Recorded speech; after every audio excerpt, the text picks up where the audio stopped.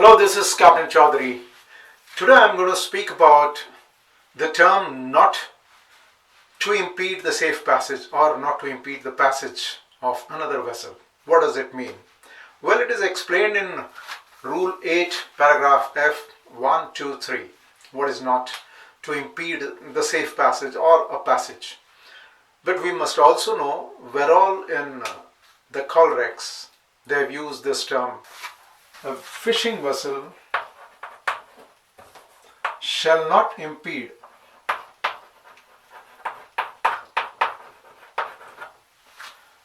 the passage of a vessel which is navigating in a narrow channel or the fairway. Now, that is a fishing vessel. A vessel less than 20 meters in length and a sailing vessel,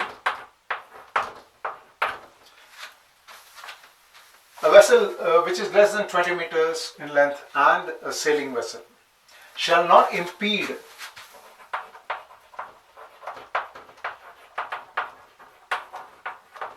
the passage of a vessel which can safely navigate only within the narrow channel. Safely navigate only in a narrow channel. Now, there is a difference.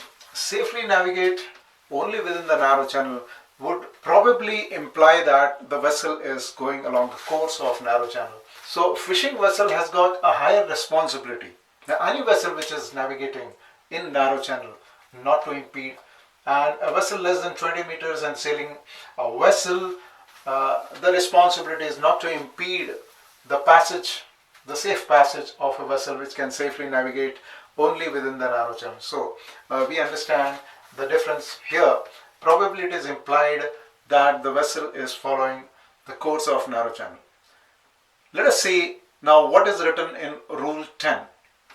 The terms or the language that is used in Rule number 10, we should try and very carefully analyze the wordings. Like somewhere it says that a vessel using traffic separation scheme, overall traffic separation scheme, and somewhere else it says that the rule says that the vessel following a traffic lane. There is a difference.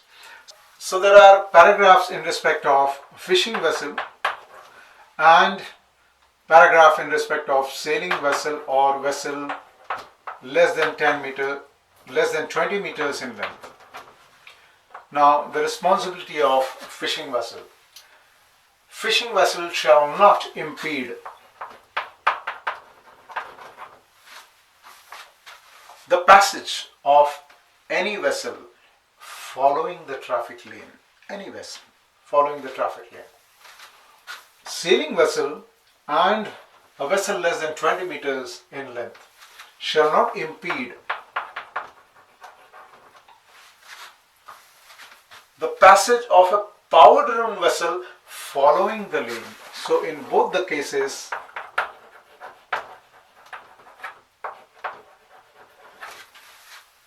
following the lane is an important thing to notice in both these paragraphs.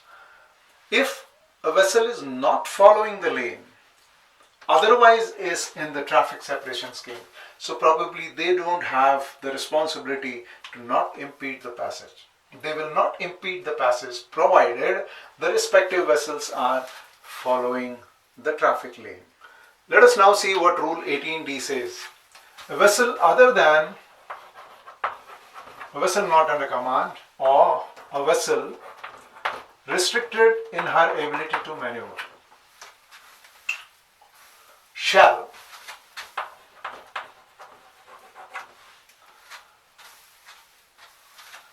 if circumstances of the case admit, avoid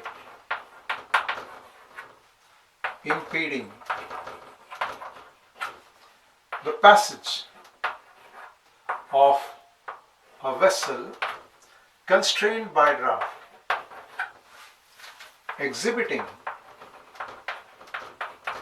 the relevant signals.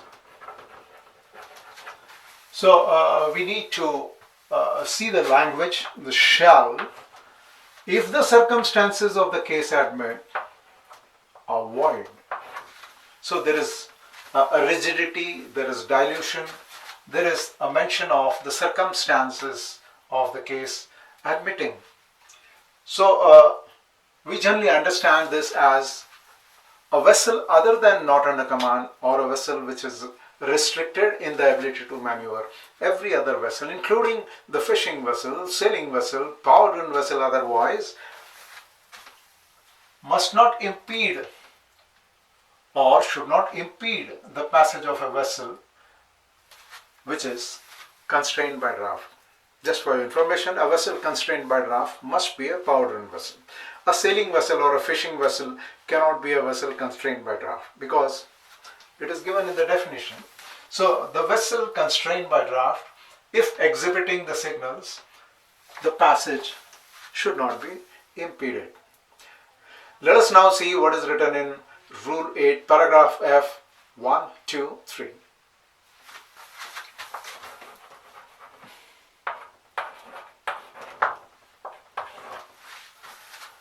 Whenever a vessel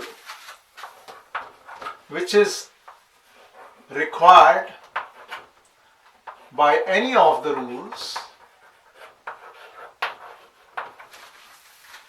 not to impede the passage or safe passage of another vessel shall, if required by the circumstances of the case, take early action to provide sufficient sea room for safe passage. So this is what is stated in Rule 8F1. Whenever a vessel is required not to impede the passage or safe passage of another vessel, shall take early action. Right? Shall take early action to provide sufficient sea room. That is what is the requirement by a vessel which is not to impede the passage or safe passage of another vessel. Let us see what is written in 8F2 and 3, and it is very important to understand because it is very carefully drafted. Let us see what is written. So what is written in 8F2? A vessel which is required to not impede the passage is not relieved of the obligation. Not relieved of the obligation. Which obligation?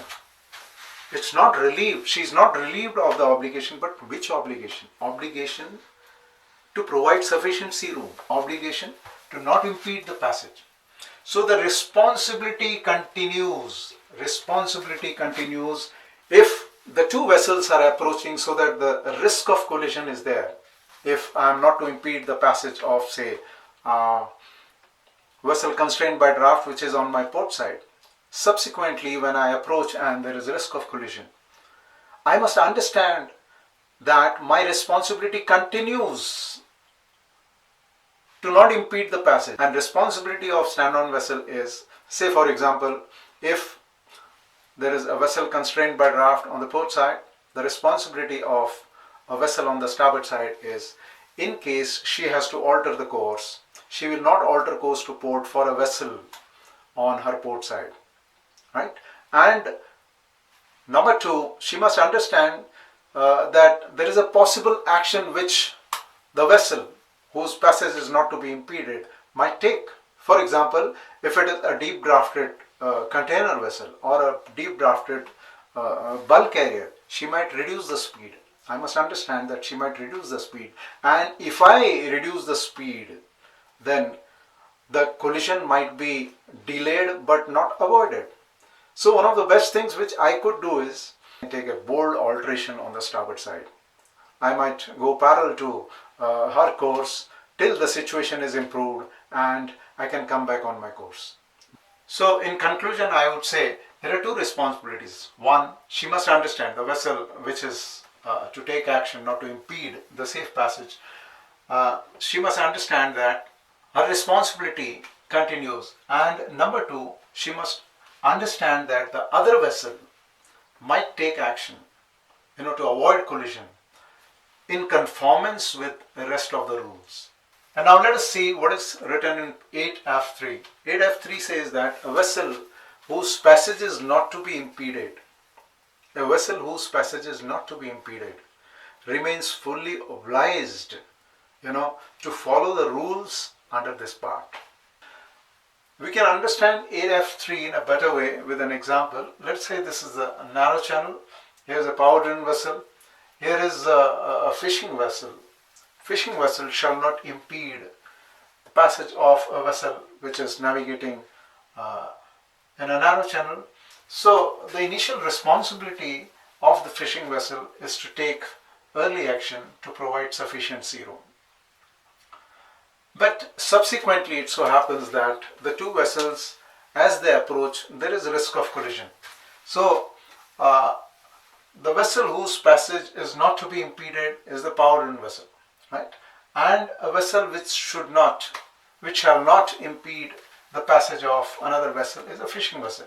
But subsequently, when the risk of collision, after they approach, the risk of collision exists, this vessel whose passage is not to be impeded remains obliged under the rules of this part, which means that in this part, this being a power-driven vessel, this being a fishing vessel, this power-driven vessel becomes a giveway vessel. She has to take action, right? And whatever action she is taking, the fishing vessel must be cautioned, right? She has a responsibility of not impeding the passage, right? So she has a responsibility of providing sufficient sea room, not impeding the passage, but she must also understand that this vessel, being a giveaway vessel, might take a certain action. Now that we are talking about this term impede, we must very carefully analyze Rule 9D, which says that a vessel means any vessel, fishing vessel, sailing vessel, vessel not under command, etc., a vessel shall not cross, which is very determinative, shall not cross a narrow channel, right? When she knows that her crossing might impede the passage of a vessel which can safely navigate only within the narrow channel. A vessel which can safely navigate only within the narrow channel, probably I would say, is a vessel constrained by draft, that she is not able to deviate from the course she is following. So when a vessel realizes that her crossing might impede the passage of a vessel which can safely navigate only within the narrow channel, she shall not cross the narrow channel. So the rule is very firm on this. She shall not cross. This means that here is a vessel constrained by draft.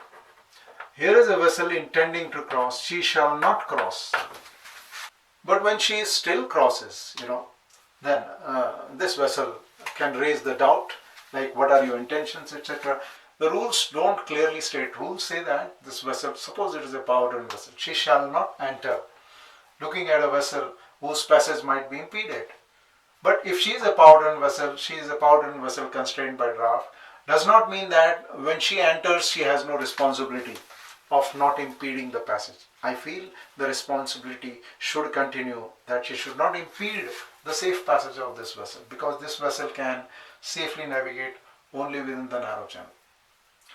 Which means that when they approach and there is a risk of collision, right? One responsibility is not to impede the passage, and second responsibility is to be aware that what action the other vessel might take, her action should not be contradictory to what action she might take, because this vessel will assume the responsibility of giveaway vessel in case there is a risk of collision.